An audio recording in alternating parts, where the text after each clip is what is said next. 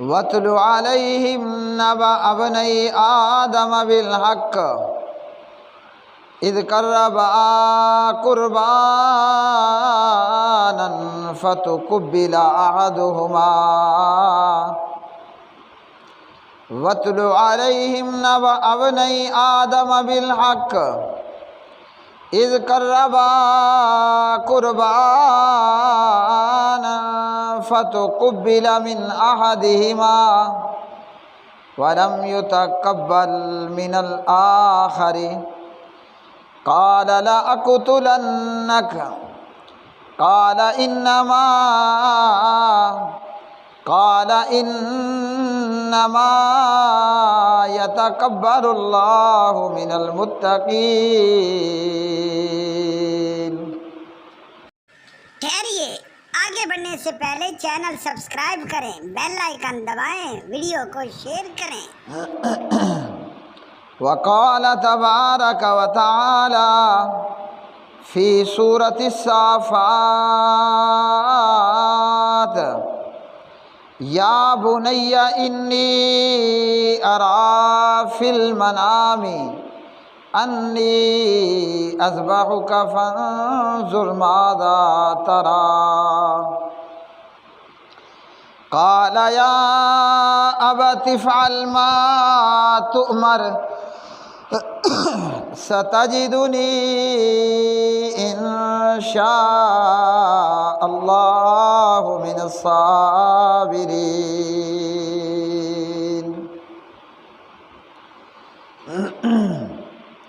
اللہم صلی علی محمد وعلی آل محمد کما صلیت علی ابراہیم وعلی آل ابراہیم انک حمید مجید۔ اللہم بارک علی محمد وعلی آل محمد کما بارکت علی ابراہیم وعلی آل ابراہیم انک حمید مجید۔ رب اشرح لی صدری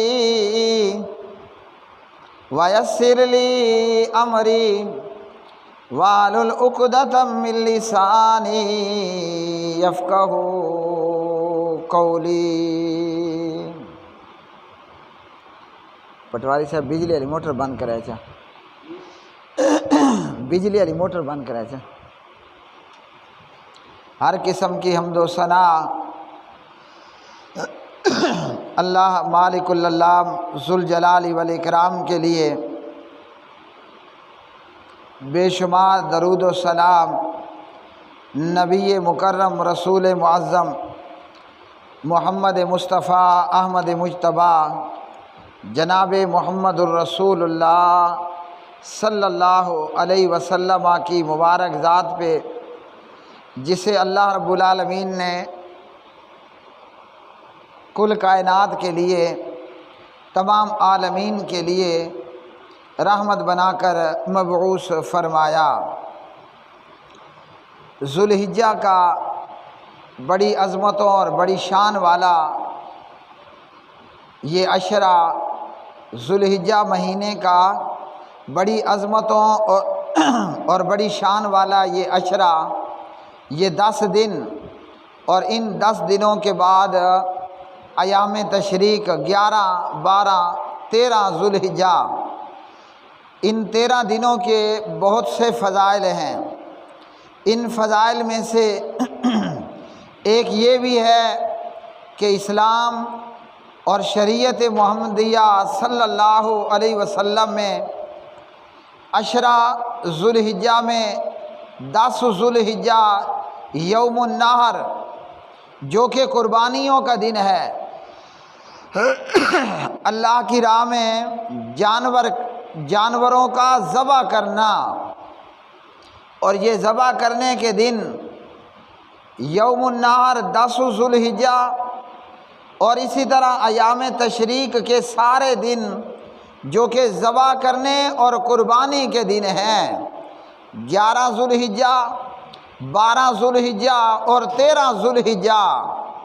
13 ذوالحجہ میں غروب آفتاب سے پہلے قربانی دینے والا، قربانی کرنے والا وہ اپنے جانور کو ذبح کر سکتا ہے، اللہ کی راہ میں جانوروں کو قربان کر سکتا ہے۔ اور اسی طرح مینا کے میدان میں حج تمتع کرنے والا اور حاجی حج قران کرنے والا، تمتع یہ ہے کہ آدمی عمرہ پورا کرے اور احرام کھول دے، اور پھر 8 ذوالحجہ کو احرام باندھے، احرام کی 2 چادریں اپنے اوپر لے، سلے ہوئے کپڑے اتارے، لبیک حجن کہے اور مینا کو روانہ ہو جائے۔ اور اسی طرح حج قران یہ ہے کہ حج اور عمرہ ایک ہی احرام کے اندر پورا کرنا اور مکمل کرنا۔ اور تیسری قسم حج افراد، اکیلا حج کرنا، 8 ذوالحجہ کو لبیک حجن کہہ کر احرام کی 2 چادریں لے کر مینا کو روانہ ہونا۔ پھر 10 ذوالحجہ یوم النحر میں حاجیوں نے طلوع آفتاب کے بعد جب سورج طلوع ہو جائے، جمرہ عقبہ کو کنکریاں مارنا، پھر اسی طرح قربانیاں کرنا، جانوروں کا ذبح کرنا، اور اسی طرح حاجی کا اپنا سر منڈوانا یا بال کٹوانا، اور اسی طرح طواف افاضہ کا کرنا۔ تو اسلام دین میں اور شریعت محمدیہ صلی اللہ علیہ وسلم میں اللہ سبحانہ و تعالیٰ نے یوم النحر 10 ذوالحجہ کے دن جانوروں کا قربان کرنا، اور اسی طرح پھر ایام تشریق کے تمام دنوں کے اندر جو کہ کھانے اور پینے اور ذبح کرنے کے دن ہیں، اللہ وحدہ لا شریک نے جانوروں کی قربانی رکھی۔ اور اسلام دین اور شریعت محمدیہ صلی اللہ علیہ وسلم میں اللہ سبحانہ و تعالیٰ نے جانوں کی بھی قربانی رکھی ہے۔ صرف جانور کی قربانی نہیں رکھی، بلکہ اللہ نے جان و مال دونوں چیزوں کی قربانی رکھی ہے۔ ان اللہ اشترى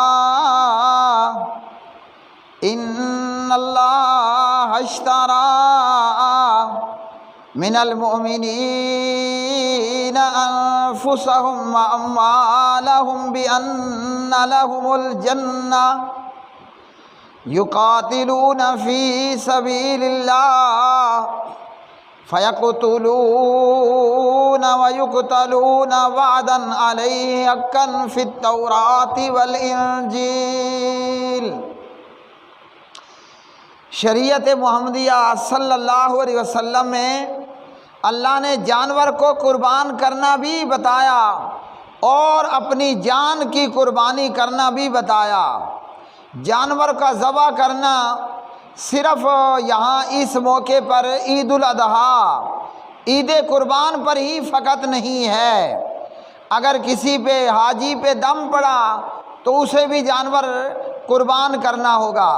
بچہ پیدا ہوا ہے تو پیارے نبی علیہ السلام کی شریعت میں بچے کی پیدائش کے 7ویں دن لڑکے کی طرف سے 2 چھوٹے جانور یعنی بکرے یا بکریاں، اور لڑکی کے عقیقے میں 1 چھوٹا جانور ذبح کرنا یعنی بکرا یا بکری کا ذبح کرنا، اور اسی طرح دیگر کئی مواقع پر اللہ کی راہ میں جانوروں کی قربانی کا پیش کرنا، اور اسی طرح اللہ کی راہ میں اپنی جان و مال کی قربانی بھی پیش کرنا۔ اور یہ اللہ کی راہ میں جانوں کی قربانی اور اللہ کی راہ میں جانوروں کی قربانی شریعت محمدیہ صلی اللہ علیہ وسلم سے پہلے بھی جتنی بھی اللہ نے شریعتیں نازل فرمائیں اور جتنے بھی پیغمبر نبی اور رسول اس دنیا میں آئے، اللہ نے ہر نبی اور ہر رسول کی شریعت کے اندر قربانی رکھی ہے، بلکہ عیسائیت کے اندر بھی اور یہودیت کے اندر بھی اور ہندو مذہب کے اندر بھی جانوروں کی بلی دینا، قربانی کرنا موجود ہے۔ اسی طرح اللہ وحدہ لا شریک نے جناب آدم نبی اللہ علیہ الصلاۃ والسلام کی شریعت کے اندر بھی جو ہے وہ جانوروں کی قربانی رکھی۔ ہاں، ہر شریعت کے اندر اس قربانی کی صورتحال اور طریقہ کار وہ ضرور مختلف رہا۔ جناب نبی کریم حضرت محمد الرسول اللہ صلی اللہ علیہ وسلم کی شریعت کے اندر جانور کی قربانی کہ جب کسی کو دم دینا پڑے، آپ صلی اللہ علیہ وسلم کی شریعت میں کہ جب بچہ پیدا ہو تو بچے کا عقیقہ کرنا، اور یہ جانور عقیقے کے موقع پر ذبح کرنا سنت مؤکدہ ہے۔ نبی پاک علیہ السلام جامع ترمذی اور سنن نبی داود کتاب باب العقیقہ کے اندر بیان فرماتے ہیں کہ ہر بچہ اپنے عقیقے کے عوض گروی ہوتا ہے۔ اسی طرح عید قربان کے موقع پر، قربانی عید الاضحیٰ کے موقع پر اللہ کے پاک نبی صلی اللہ علیہ وسلم نے شریعت اور شارع علیہ السلام نے ہر صاحب استطاعت پر جانور کی قربانی کو لازم قرار دیا۔ پیارے نبی صلی اللہ علیہ وسلم نے فرمایا کہ جو عید الاضحیٰ میں جانور قربانی کرنے کی طاقت اپنے اندر رکھتا ہے، اسے چاہیے کہ وہ جانور کی قربانی دے، اور قربانی کی طاقت کے باوجود وہ قربانی نہیں کرتا، فرمایا فلا یقربن مصلانا، پھر ہماری عیدگاہ کے قریب بھی نہ آئے۔ تو اللہ وحدہ لا شریک نے اس امت کے اندر بھی قربانی کو رکھا، بلکہ اللہ اکبر اللہ اکبر، اگر ہم قرآن مجید میں دیکھیں تو اللہ نے اپنے خلیل اور اپنے حبیب جناب ابراہیم علیہ السلام کو تو ایک عجیب قربانی دینے کا حکم کر دیا۔ سورۃ الصافات اور قرآن مجید دیگر مقامات پر اللہ نے خلیل اللہ کو، اللہ تعالیٰ نے حضرت خلیل اللہ کو حکم دیا کہ اپنے اس جوان سالہ بیٹے کو، جو کہ ابراہیم خلیل اللہ کی اکلوتی اولاد ہے اس وقت، فرمایا کہ اسے اللہ کی راہ میں قربان کر دو۔ نہ دمبا، نہ بھیڑا، نہ ویڑا، نہ چھترا، نہ بیل، نہ گائے، نہ اونٹ، نہ بکری، بلکہ اللہ نے اپنے خلیل سے تو سیدھا سیدھا قربانی مانگ لی۔ کس بات کی قربانی؟ فرمایا کہ اپنے اس لڑکے کو، اپنے اس بیٹے کو میری راہ میں ذبح کرو اور اس کی گردن کاٹ ڈالو۔ اگر مجھ جیسا مسلمان ہوتا ہاں جی تو کیا معاملہ ہوتا؟ سیدھا سیدھا ہم اللہ کو انکار کر دیتے کہ ہیں جی ہم یہ قربانی آپ کی راہ میں دینے کے لیے تیار نہیں۔ ہم سے اتنی قربانی نہیں ہوتی کہ صبح سویرے اپنے بستر کو چھوڑ دیں اور مسجد میں نماز کے لیے آ جائیں۔ محلے میں مسجد کا ہونا، گھر کے قریب مسجد کا ہونا اللہ تعالیٰ کے انعامات میں سے بہت بڑا انعام ہے۔ ہمارے ایمان کی حالت کچھ یہ ہے کہ صبح صبح بستر چھوڑ دینے کی قربانی نہیں دے پاتے۔ اللہ نے اگر اولاد کی قربانی مانگ لی ہوتی اور ابراہیم علیہ السلام اگر اسماعیل کو ذبح کر ڈالتے، اور جناب محمد الرسول اللہ صلی اللہ علیہ وسلم کی شریعت میں بھی اللہ تعالیٰ یہ لکھ دیتا کہ ہر سال اپنا ایک بیٹا اللہ کے لیے اس کے گلے کو، اس کی گردن کو کاٹ ڈالو، سوچئے کیا بنتا۔ چلو ہر سال نہ ہوتا، اللہ تعالیٰ یہ اگر فرض قرار دیتا کہ جس کو اللہ نے نرینہ اولاد دی ہے، بھلے ایک بچہ ہے یا 10 ہیں، وہ زندگی میں ایک مرتبہ اپنا ایک بیٹا اللہ کے لیے اس کی گردن کو کاٹے گا اور اس کے لیے کسائی کو بھی نہیں بلوائے گا۔ ابراہیم علیہ السلام کے زمانے میں بھی کسائی لوگ موجود تھے، بازاروں کے اندر کسائی گوشت بیچا کرتے تھے۔ اپنے بیٹے کو قربان کرنے، اللہ کی راہ میں قربانی دینے کے لیے کسائی بلوانے کی اجازت بھی نہ ہوتی۔ ہاں جی، اپنے ہاتھوں اپنی اولاد کا گلا کاٹ ڈالو، سوچ لیجئے ہم کہاں پر کھڑے ہوتے۔ فلما بلغ معه السعي فلما بلغ معه السعي، جب اسماعیل اپنے باپ کے ساتھ دوڑنے کی عمر کو پہنچا، کیا مطلب؟ وہ عمر کہ جس میں اولاد اپنے باپ کا کندھا بنتی ہے، وہ عمر کہ جب اولاد اپنے باپ کا سہارا بنتی ہے۔ ہاں جی، ویسے تو بچہ سال بعد جو ہے وہ 2 سال بعد بھامڑے لگانا اور جناب دوڑنا اور چلنا وہ شروع کر دیتا ہے۔ یہاں السایہ سے مراد کیا ہے کہ جب اولاد اپنے باپ کا سہارا بننے کی عمر کو پہنچتی ہے، جب حضرت اسماعیل علیہ السلام اپنے باپ اور بوڑھے باپ حضرت ابراہیم علیہ السلام کے سہارا اور کندھا بننے کی عمر کو پہنچے، اللہ رب الرحمن نے اپنے خلیل کا امتحان لیا۔ ہاں جی، قال یا بنی انی ارا فی المنام انی اذبحک فانظر ماذا تری۔ اللہ نے اپنے خلیل ابراہیم علیہ السلام کو خواب میں دکھایا، بذریعہ خواب یہ وحی کی کہ اپنے بیٹے اور اپنی اکلوتی اولاد حضرت اسماعیل کا گلا کاٹ ڈالو۔ اب یاد رکھنا چاہیے کہ پیغمبروں کا جو خواب ہوتا ہے وہ بھی وحی کی ایک شکل ہوتا ہے۔ تو ہمارا خواب وہی نہیں ہوتا، لیکن پیغمبروں کا خواب وحی کی ایک شکل ہوتا ہے۔ ابراہیم علیہ السلام نے خواب میں دیکھا کہ وہ اپنے بیٹے اسماعیل کو ذبح کرتے ہیں۔ جب صبح میں آنکھ کھلی تو حضرت ابراہیم علیہ السلام نے جناب اسماعیل سے کہا کہ میں نے تو یہ خواب دیکھ لیا ہے، ہاں جی، یہ خواب میں نے دیکھا ہے، فانظر ماذا تری۔ جناب ابراہیم پوچھتے ہیں کہ اسماعیل تیری کیا رائے ہے؟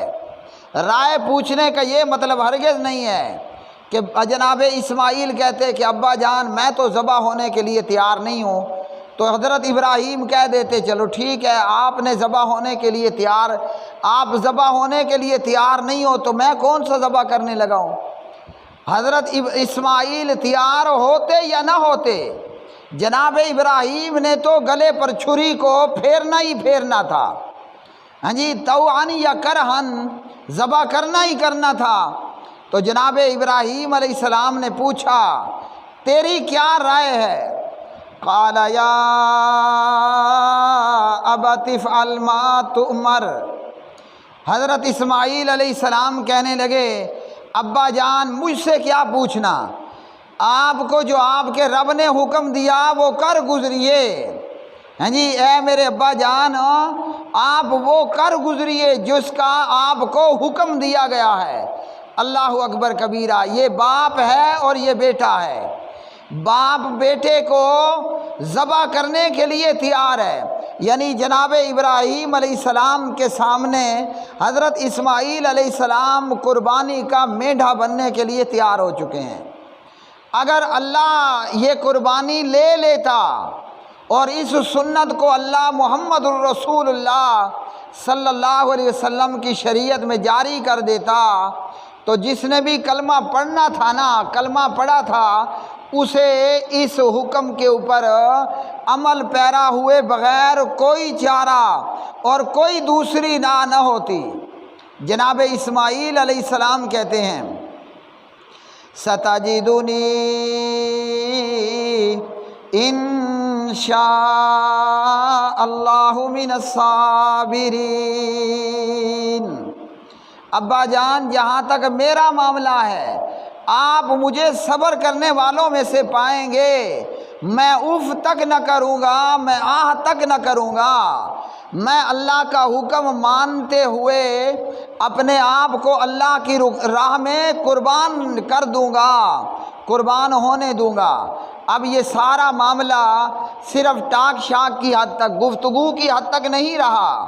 اللہ اکبر، باپ ذبح کرنے کے لیے تیار ہے اور بیٹا ذبیحہ بننے کے لیے تیار ہے۔ فلما اسلما وتلہ للجبین، جب حضرت ابراہیم اور اسماعیل دونوں تیار ہو گئے، مطیع ہو گئے، اور حضرت ابراہیم نے اسماعیل کو لٹا دیا کروٹ کے بل، لٹا دیا کروٹ کے بل، کہ جس طرح بندہ جانور کو اور مینڈے کو ذبح کرتا ہے۔ اب جناب ابراہیم علیہ السلام ہاتھ میں چھری لیے گلا کاٹتے ہیں اور کاٹنے کے لیے تیار ہوتے ہیں۔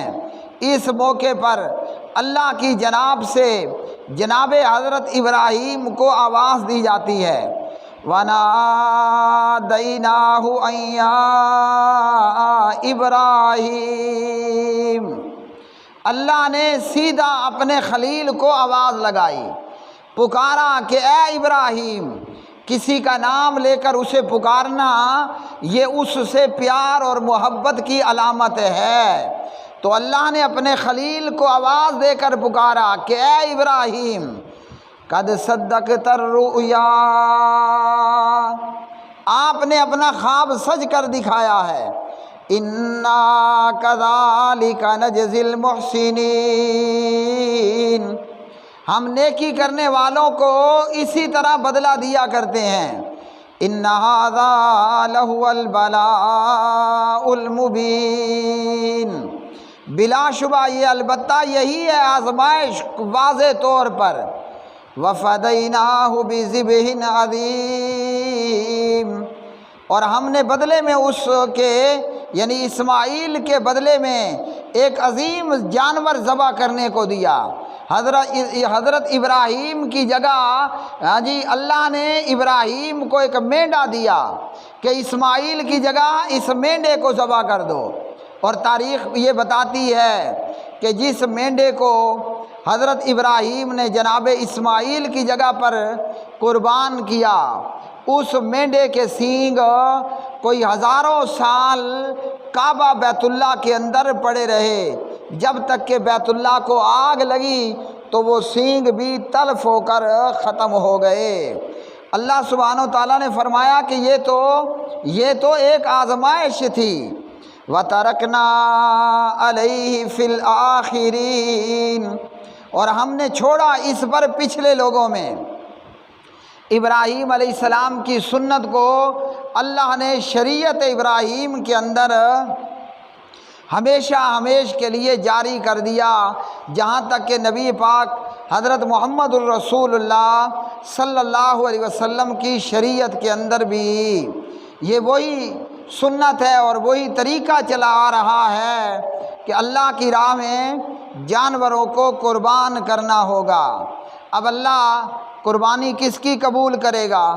ہر غیرے کی قربانی اللہ کے ہاں قبول نہیں ہوتی ہے۔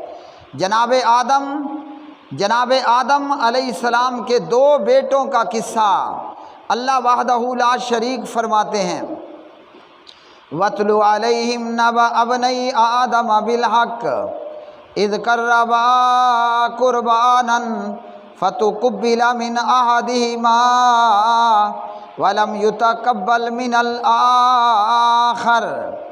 آدم علیہ السلام کی شریعت میں بھی اللہ کی راہ میں جانور قربانی دینا یہ سنت اور طریقہ موجود تھا، اور اس شریعت کے اندر یہ ہوتا کہ آپ نے جانور کو ذبح کر کے پہاڑ پر یا اونچی جگہ پر یا کھلے میدان میں رکھ دینا ہے۔ آسمان سے ایک آگ آتی اور جس کی قربانی نے قبول ہونا ہوتا، اللہ کی جانب سے آنے والی آگ وہ اس جانور کو جو ذبح شدہ ہوتا اٹھا لیتی۔ آدم علیہ السلام کے دو بیٹوں نے قربانی کی۔ تاریخ میں ان دو بیٹوں کا نام بتایا گیا، حابیل اور قابیل۔ کتاب و سنت میں نام موجود نہیں ہے۔